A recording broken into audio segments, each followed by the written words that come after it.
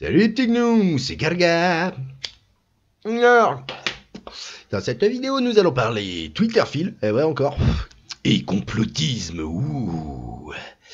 Alors, dans un article de TheOrganicPrepare.com, qui dit « Les fichiers tweetés ont confirmé encore que les théoriciens du complot ne sont pas fous. Et non, on n'est pas fous, on n'est pas fous, on n'est pas fous. Les reptiliens dirigent le monde avec les Illuminati, la fin du monde. » Non, on n'est pas tous comme ça quand même, faut se détendre. Ouais, je m'inclus dedans parce que je me suis tellement fait traiter de complotiste que maintenant, ça y est, j'assume. Donc ça date du 27 décembre 2022, il n'y a pas d'heure, il y a 17 commentaires. Alors... donc il s'avère que nous, les théoriciens du complot fous, ne sommes pas si fous, après tout. En fait, nous pouvons frapper fou directement de ce surnom. Trad, bon, merci. De nouveau, Elon Musk a permis que le rideau soit tiré sur vité pour révéler la corruption, la collusion et la propagande pure et simple qui ont changé le cours de l'histoire américaine. Et du monde, on peut dire. Musk attrape toutes sortes de flaques pour les fichiers tweetés des médias grand public qui tentent en quelque sorte de défendre les actions indéfendables qui ont eu lieu dans les coulisses et décrivent Musk comme le méchant pour l'avoir dénoncé. C'est vrai qu'il y en a eu pas mal qui étaient là, ouais, c'est enculé Musk et tout, et puis tu fais, mais enfin bon, là pour le coup, je sais pas ce qu'on peut lui reprocher, quoi. Bon. Beaucoup de choses que les non-libéraux disent depuis des années se sont avérées vraies. Il y a effectivement eu collusion entre la campagne Biden et tweeté. Les conservateurs ont été absolument bannis de l'ombre, le FBI est impliqué dans les médias sociaux, et les points de vue qui n'étaient pas conformes au récit ont été supprimés par le géant des médias sociaux. Oui, je confirme. Elon Musk a fourni à des journalistes comme Mattei Barry-Weiss, Li Fang et Michael Schellenberger un accès à des années de documents internes et de journaux de discussion montrant la tendance à la modération biaisée dans les coulisses. Vous pouvez parcourir le propre compte Twitter de Musk pour lire ces révélations, ok. C'est une histoire de censure déguisée en modération et de parti pris politique déguisé en sécurité. Des faveurs ont été rendues et des histoires qui ont été soit supprimées, soit autorisées à évoluer en fonction des caprices d'une poignée de personnes dans les coulisses. Indépendamment du nombre de fois où la MSM, je ne sais pas ce que c'est, dégueulasse, impardonnable, dit présumé en conjonction avec ces révélations, il est clair qu'il y a un vrai problème. Et gardez à l'esprit que ce n'est que la pointe de l'iceberg. Je serais prêt à parier tout ce que j'ai que les conversations similaires ont également eu lieu dans les coulisses de Google et de Facebook. Ça va sans dire. Ouais, c'est bon, je disais ça dans une précédente vidéo, mais tu voyais sur Google, quand l'affaire Epstein est sortie, tu cherchais Clinton Epstein, et tu voyais que des photos de Trump avec Epstein, quoi. Alors que avant le truc, quand on se faisait traiter de complotiste, quand on parlait de l'affaire Epstein, justement, avant qu'elle sorte, c'était un secret de polichinelle en vrai, tu voyais plein de photos de Epstein avec Clinton en train de se serrer la patte et de boire des coups. Et quand elle est sortie sur Google, tu les trouvais plus, ces trucs. Enfin, si, tu les trouvais, mais en deuxième, troisième page, quoi. C'est rigolo, c'est rigolo. Donc oui, évidemment, ça a été viré. Manipulation, quand tu nous tiens. Blablabla. Cela signifie que Big Tech a été responsable d'influencer illicitement le cours de l'histoire, ce que nous, ici, à The Organic Prepare, disons depuis une décennie. Bien que vous n'ayez peut-être pas été personnellement influencé par les médias sociaux, les gens autour de vous l'ont été et les consensus qui se sont formés en Amérique étaient basés sur des informations biaisées. Alors c'est sans compter les médias tout court, sociaux et autres. Parce que bon, y a qu'à voir des fois les conneries qui se sont balancées à la téloche. Bon, je parlerai pas des mini-nukes, mais il y en a eu des pas mal quand même.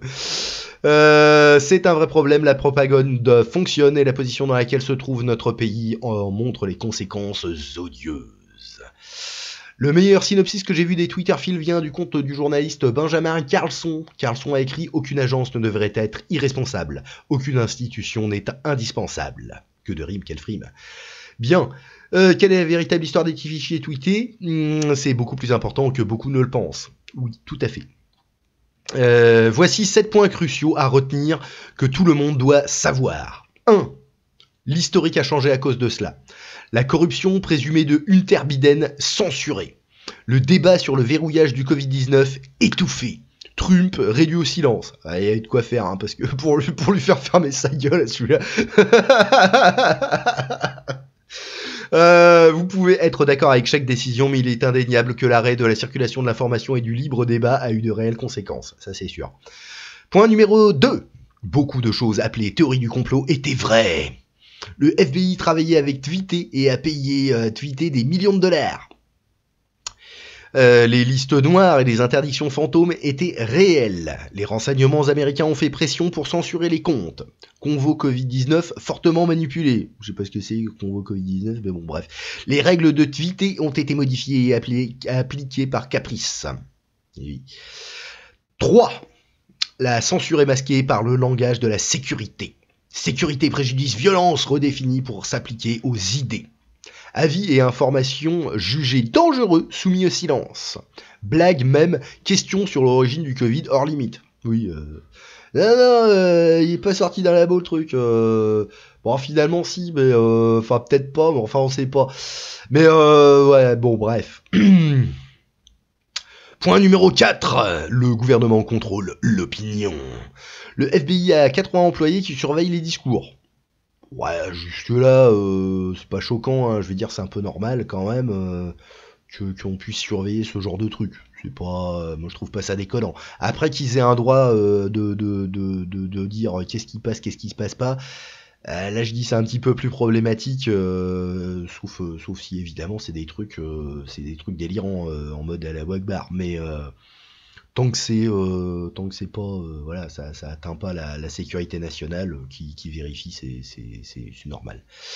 Petit compte signalé à gauche et à droite, le FBI a tenu des réunions fréquentes avec Twitter, Facebook, YouTube et Instagram, similaires, point d'interrogation, oui. Les censeurs privés et la police contrôlent ce que vous dites à qui, ou Big Brother watching you. Point numéro 5, les dirigeants des médias sociaux mentent librement. Les dirigeants de Tweeté ont nié à plusieurs reprises et publiquement les interdictions fantômes. En réalité, des interdictions étaient en place en tant que filtrage de la visibilité. En fin de compte, aucune responsabilité envers le public. Point numéro 6, la liberté d'expression est sous contrôle d'un petit groupe d'Illuminati reptiliens contrôlés par les petits gris. Pardon, je me suis emballé. Les décisions les plus importantes dans les fichiers Tweeté prises par 3-4 personnes. Malgré les appréhensions et les doutes une fois prises, les décisions restent bloquées. Maintenant, c'est Musk. Une différence, son adoption des sondages publics pour définir la politique. Oui. La pente glissante est réelle. La rébellion du personnel a conduit à l'interdiction de Trump, ce qui était complètement con. Le personnel a appelé à plus de censure Covid-19. Eh oui, bien. 2021-2022 a vu une augmentation des interdictions et des exceptions. C'est ainsi que vous obtenez Billy Baldwin dans le collimateur. J'ai pas suivi son truc, mais apparemment il a été voilà. Une fois que vous faites taire un président, qui a le droit de parler? Très bonne question. 8. Je croyais qu'il n'y avait que 7 points, là il y en a 8. Bon, pas 8 alors. Musk s'est fait des ennemis. Fuite vers les médias indépendants, exprimer des opinions sur Fauci, suspendre les comptes des journalistes. Et oui.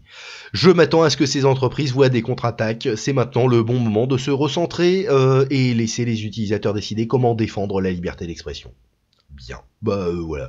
J'ai rien de mieux à dire, donc youpi, hein, super. Voilà, si ça vous a plu, pouce en l'air ou pouce en cul, cloche sur la tête, phagocytage d'algorithme, et surtout très intéressant et important, et voilà, youpi, hein, n'oubliez pas. Eh ouais putain, eh oh, déconnez pas, hein, abonnez-vous bordel. Bon, allez, bisous les petits gnous, amusez-vous bien, à plus.